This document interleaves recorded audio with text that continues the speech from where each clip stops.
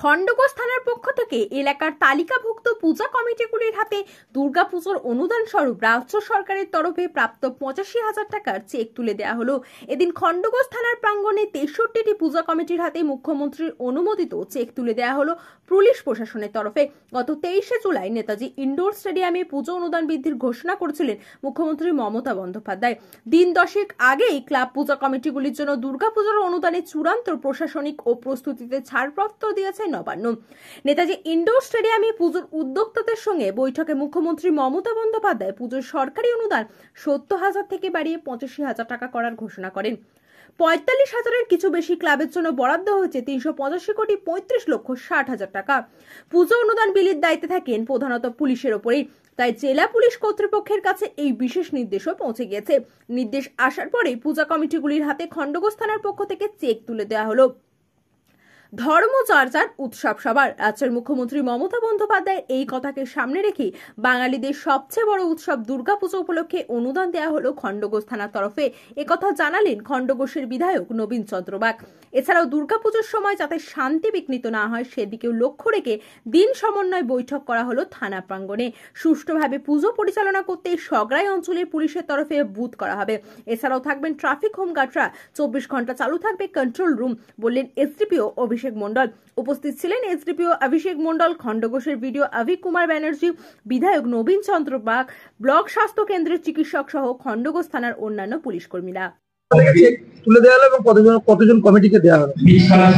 মাননীয় মুখ্যমন্ত্রী গত 23শে জুলাই নেতাজি ইন্ডোর স্টেডিয়াম থেকে যেটা ঘোষণা করেছিলেন এবছর দুর্গাপূজার অনুদান হিসেবে 70,000 টাকা থেকে বাড়িয়ে 85,000, তো সেই মর্মেই আজকে খণ্ডঘোষ থানা প্রাঙ্গণে চেক ডিস্ট্রিবিউট করা হলো। খণ্ডঘোষে যে পারমিটেড পুজো কমিটিগুলো রয়েছে, টু বি প্রিসাইজ 63 পূজা কমিটিস রয়েছে এখানে, 63 পূজা কমিটির হাতে এই চেক তুলে দেওয়া হলো এবং তাদেরকে একই সাথে কিছু আমরা যে কোঅর্ডিনেশন মিটিং আছে সেটাও আমরা একটু করে নিলাম। তাদেরকে বলে দিলাম কি কি মানে করার বা কি কি করা যাবে না সেই বিষয়গুলো তাদের সাথে আলোচনা করা হলো। পূর্ব বর্ধমান জেলা পুলিশ তথা খণ্ডঘোষ পুলিশের পুজোর সময় পুলিশের নিরাপত্তা হিসাবে সুষ্ঠুভাবে পুজো পরিচালনা করার জন্য আমাদের পুলিশ অ্যাসিস্ট্যান্স বুথ করা হবে সগড়াইয়ে। এর বাইরে ট্রাফিক কন্ট্রোলের জন্য আমাদের অ্যাডিকুয়েট ফোর্স মোতায়েন করা থাকবে। এছাড়াও আমরা আলাদা করে ট্রাফিক হোমগার্ড আমরা ডিপ্লয় করব।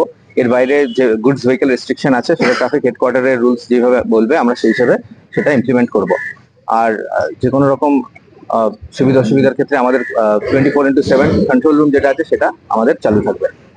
নতুন অনেক পুজো কমিটি আছে যারা এখন চেক পেলো না, তাদের জন্য কি আগামী দিনে ব্যবস্থা করা হবে? যে পারমিটেড পুজো কমিটি প্রতি বছর পাচ্ছে তারা তো চেক পেয়েছেই, এবার নতুন কেউ অ্যাপ্লাই করলে সেটা আমাদের লিস্ট আউট করা আছে। যদি নতুন কোনো ফান্ড মানে আমাদের বলে যে পুজো কমিটিকে ইনক্লুড করার ক্ষেত্রে, সেক্ষেত্রে তাদেরকে ইনক্লুড করা হবে।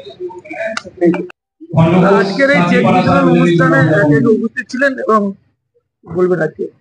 দেখুন, আমাদের সম্মানীয় মুখ্যমন্ত্রী মমতা বন্দ্যোপাধ্যায় প্রতি বছরের ন্যায় এবছরেও কিন্তু যে সমস্ত আমাদের বাংলায় সব থেকে বড় উৎসব দুর্গাপূজা, সেই পূজা কমিটিগুলোকে তিনি আর্থিক অনুদান দেন।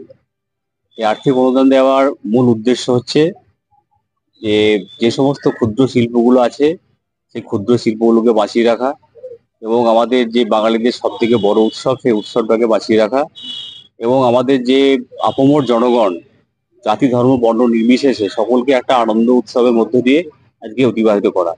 সেই উদ্দেশ্যে কিন্তু মুখ্যমন্ত্রী মমতা বন্দ্যোপাধ্যায় আজকে অনুদানটা দিয়েছেন। আপনারা জানেন যে অনুদান দেওয়া নিয়েও আজকে বিভিন্ন রাজনৈতিক দল কখনো হাইকোর্টে গেছে, কখনো সুপ্রিম কোর্টে গেছে, কিন্তু মানবিক দিকটা মুখ্যমন্ত্রী মমতা বন্দ্যোপাধ্যায় লক্ষ্য রেখে আজকে সেই চেক দিয়েছেন। আমরা চাই যে যেভাবে আজকে আমাদের বাংলাকে অশান্ত করার জন্য যে একটা বিভেদকামী শক্তি বিভিন্নভাবে আজকে অপদস্থ করার চেষ্টা করছে, সেটা কিন্তু মুখ্যমন্ত্রী মমতা বন্দ্যোপাধ্যায় তার দূরদর্শিতার মধ্য দিয়ে তিনি কিন্তু আজকে সজাগ দৃষ্টিতে রেখে আজকে সেই সমস্তগুলো প্রতিহত করেছেন। মুখ্যমন্ত্রী মমতা বন্দ্যোপাধ্যায়ের মূল বক্তব্যই হচ্ছে যে ধর্ম যার যার, উৎসব সবার। সেই দিকে তাকিয়ে কিন্তু আজকে আমাদের বাঙালিদের সব থেকে বড় উৎসব, সেই উৎসবের আজকে চেকটা আমাদের খণ্ডঘোষ ব্লকের খণ্ডঘোষ থানায় দেওয়া হবে। এটা শুনলাম আমরা প্রায় 63টাকে দিয়েছেন।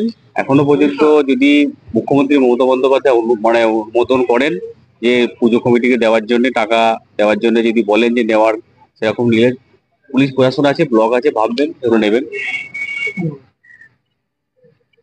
বছরের মতো পশ্চিমবঙ্গ সরকারের তরফ থেকে আপনাদেরকে পুজো চালানোর জন্য একটা অনুদান দেওয়া হয়। তার পেছনে একটা বড় কারণ হচ্ছে যে আপনারা যেভাবে পুজোটা করবেন সেই পুজোটা সমস্ত রকমের বিধি নিয়ম কানুন মেনে আপনারা যাতে করেন। যেহেতু ওখানে পাবলিক গ্যাদারিং হবে, ফলে পাবলিক সেফটি একটা পারপাস আছে, সেই পাবলিক সেফটি পারপাসটাকে মাথায় রেখেই তার জন্য যা প্রতিও লজিস্টিক সাপোর্ট আপনারা যেটা অ্যারেঞ্জ করেন সেটার জন্যই গভর্নমেন্টের তরফ থেকে আপনাদেরকে এটা অনুদান দেওয়া হয়।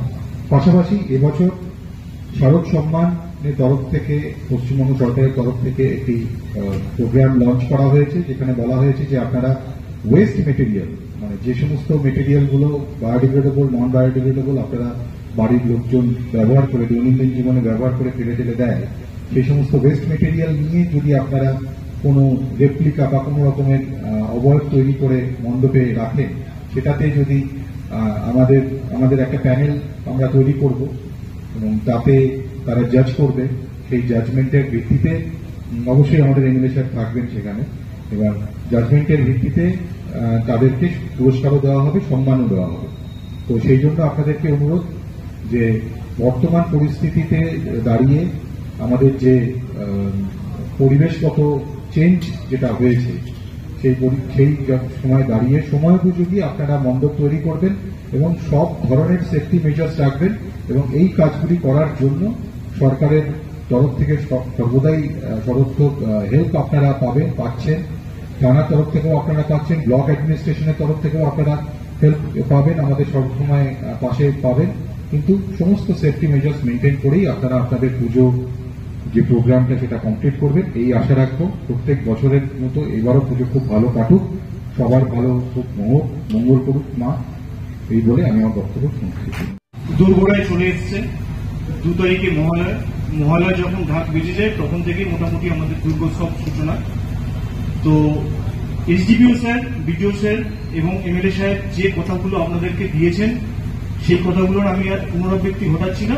আপনারা সেই কথাগুলো একটু যথাযথভাবে একটু পালন করবেন, তাতে করে আমাদের পক্ষে সুবিধা হবে, সমস্ত দিক থেকে সমস্তভাবে কাজ করতে সুবিধা হবে। প্রশাসন সবসময় 24 ঘন্টা আপনাদের পাশে আছে, এটা জানবেন।